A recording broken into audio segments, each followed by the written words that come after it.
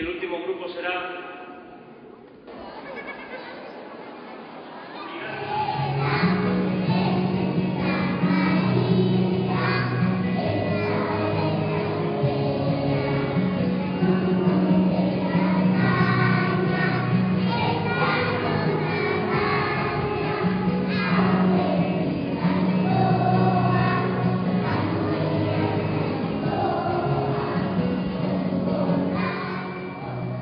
Gabona gero eta gertuago dauzkagu, laster, olentzero eta erregeak eritsiko dira, eta herriko umeek hainbeste gustoko dituzten opariak jasoko dituzte.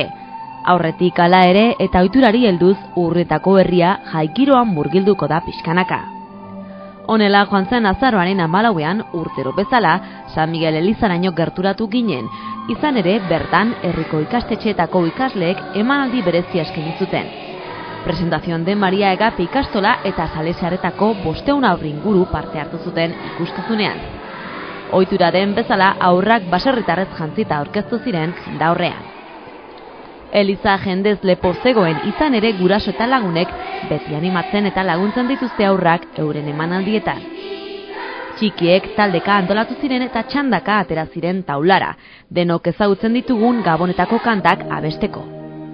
Egun horretan entzunen izan genuen egitarauan, oporrak, dindandon, kanta aleluia, haurtxo bat edo alaken aurkitu genuen. Betiko abesti herrikoiak. Baita kanpoko kantak ere Ojoli Night bezala. Dantzatzeko denbora ere izan zuten umeek elizan. Noski, txalo beroak jaso zituzten ikasleak egun horretan.